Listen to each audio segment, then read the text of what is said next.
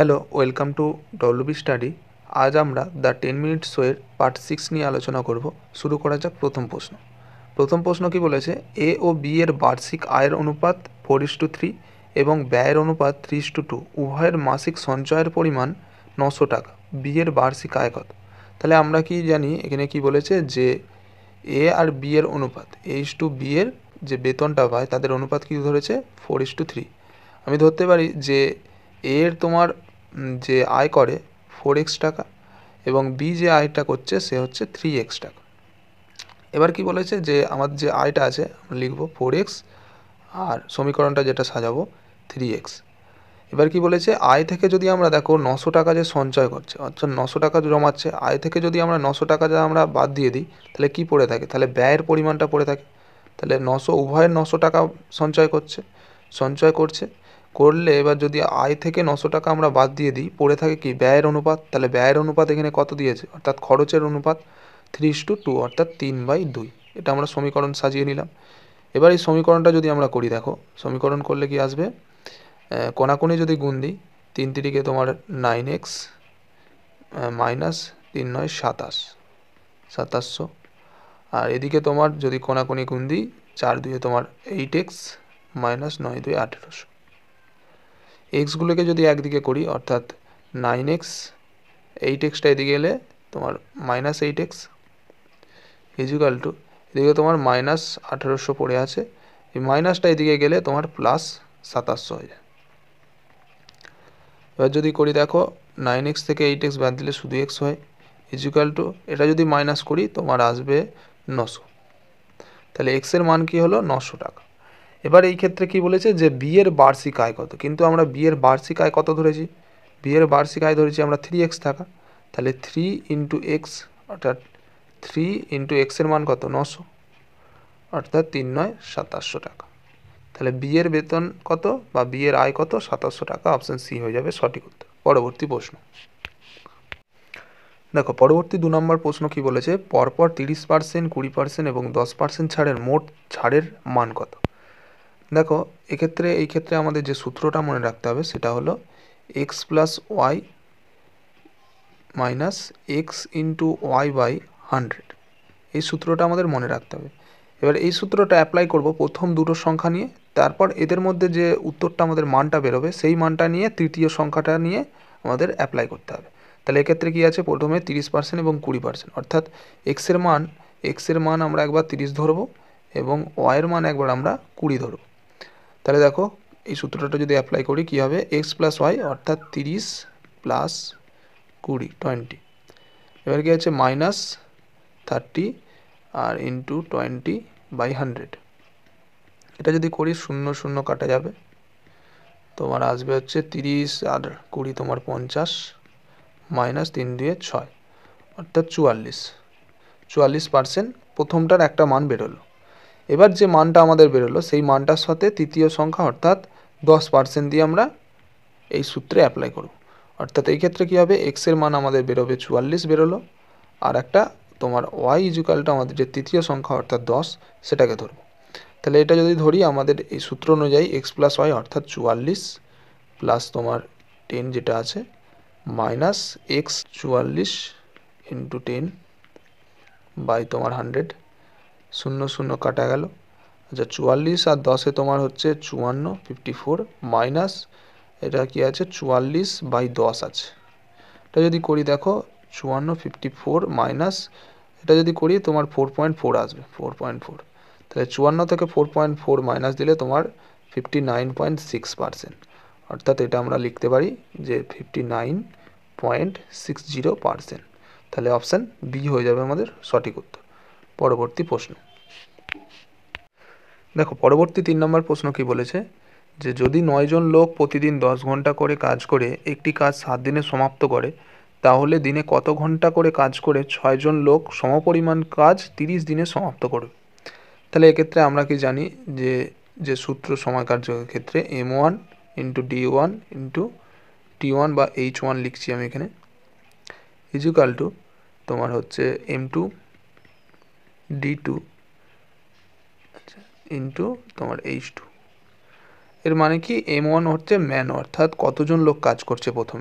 প্রথমে 9 জন লোক কাজ করছে, আমি 9টা লিখলাম, ইন্টু D1 অর্থাৎ দিন সংখ্যা বলতে প্রথমে কত দিনে কাজটা শেষ করছে, অর্থাৎ 7 দিনে, সেই 7টা লিখলাম, ইন্টু H1 অর্থাৎ হাওয়ার্স, কত ঘন্টা করে কাজ করছে, 10 ঘন্টা, সেই 10টা লিখলাম। দ্বিতীয় ক্ষেত্রে কি বলেছে, M1 অর্থাৎ কতজন লোক লাগছে, দ্বিতীয় ক্ষেত্রে 6 জন লোক লাগছে, 6, ইন্টু D1 অর্থাৎ কত দিন ধরে কাজ হচ্ছে, 30 দিন, আর H1 কত ঘন্টা, H1টা আমরা জানি না, সেক্ষেত্রে আমরা H2টা আমরা জানি না, সেক্ষেত্রে আমরা H2 লিখলাম।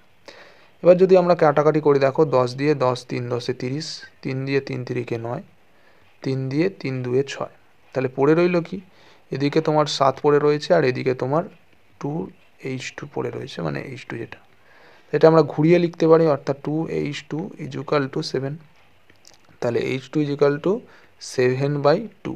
এটা যদি আমরা ভাগ দিই, দেখো 7 দিয়ে 7, 3 2 তোমার 6, 1 অর্থাৎ 1/2, 3 পূর্ণ 1/2 ঘন্টা, অপশান এ হয়ে যাবে আমাদের সঠিক উত্তর। পরবর্তী প্রশ্ন দেখো, পরবর্তী 4 নম্বর প্রশ্নটা কি বলেছে, যে দুটি সংখ্যার অনুপাত 3:4 এবং তাদের লসাগু 180 হলে ছোট সংখ্যাটি হলো, অর্থাৎ ছোট সংখ্যাটি কত জিজ্ঞাসা করেছে। তাহলে এক্ষেত্রে দেখো, দুটি সংখ্যার অনুপাত কি ধরেছে, যে দুটি সংখ্যার অনুপাত, প্রথম সংখ্যাটা একটা 3 এবং দ্বিতীয় সংখ্যাটা 4, অর্থাৎ এক্ষেত্রে আমরা দেখতেই পাচ্ছি যে ছোট সংখ্যাটা 3 এবং বড় সংখ্যাটি 4। এবার কি বলেছে, যে এদের দুজনের লসাগু বলেছে 180। আমি যদি দেখি যে 3 আর 4 এদের লসাগু কত, 3 4 তোমার 12, এদের লসাগু হচ্ছে 12, কিন্তু এক্ষেত্রে কি দেওয়া আছে, 180।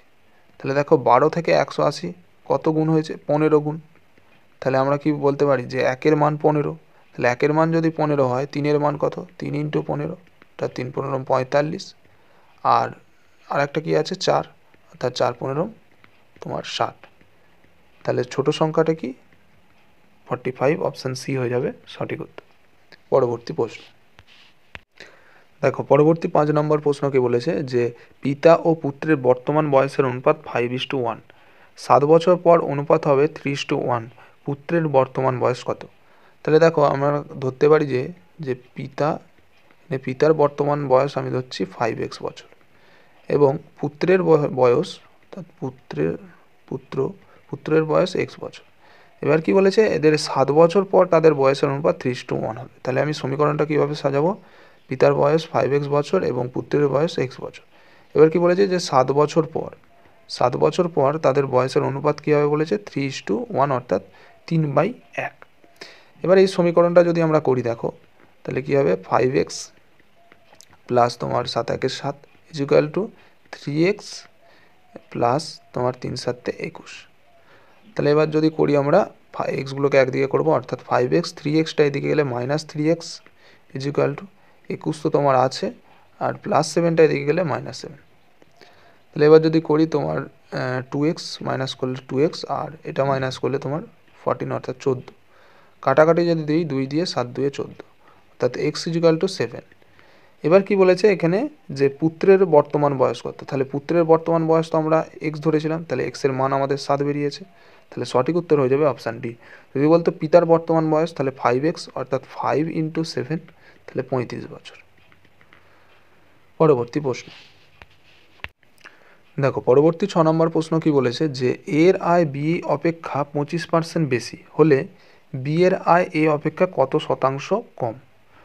তাহলে দেখো কি বলেছে, আমি ধরছি এ আর এটা বি, এর আয় হচ্ছে বি অপেক্ষা 25% বেশি। তাহলে আমি ধরতে পারি বি যদি 100 টাকা আয় করে, বি এর থেকে 25% বেশি, মানে এ হচ্ছে 125 টাকা আয় করবে।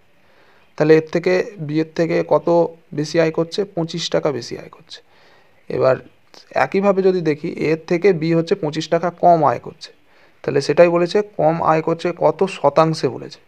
এবার কার থেকে কম আয় করছে, তাহলে এর থেকে কম, এর মান কত, 125, আর কি শতাংশে, অর্থাৎ 100-এ কত। ক্যালকুলেশন যদি করি, 25 দিয়ে 5 5 125, 5 দিয়ে 5 20 100, তাহলে 20%, অপশান সি হয়ে যাবে সঠিক উত্তর। পরবর্তী প্রশ্ন দেখো, পরবর্তী 7 নম্বর প্রশ্ন এবং এই ক্লাসের শেষ প্রশ্ন কি দিয়েছে, a:b = 2:3, b:c = 5:4 এবং c:d = 7:8 হলে h:d এর মান কত। তাই এক্ষেত্রে দেখো আমরা যদি সাজিয়ে লিখি A:B:C:D, তাহলে A:B সমান কত বলেছে 2:3। একইভাবে আমরা কি জানি যে পাশের সংখ্যাগুলো লিখে দেবো, অর্থাৎ পাশে কি 3 আছে, লাস্ট ঘরের সংখ্যা 3গুলো লিখে দিলাম।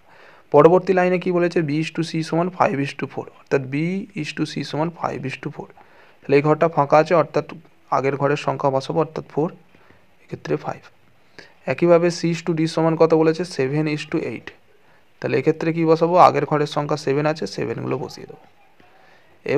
এবার কি আছে যে এক্ষেত্রে কি দিয়েছে এ আর ডি এর মান চেয়েছে, তাহলে এদের দুজনের লাইন বাই লাইন গুণ করে দেবো আমরা। 5×2 = 10, 7×10 = 70, আর ডি এর মান তোমার 3×4 = 12, আর 12 তোমার 96। এদের যদি অনুপাত আমরা ভাঙি, তোমার 2 দিয়ে যদি ভাঙি 35 দুগুণে 70, আর এটা যদি ভাঙি 48, তাহলে S/D এর মান 35:48, অপশান এ হয়ে যাবে আমাদের সঠিক উত্তর।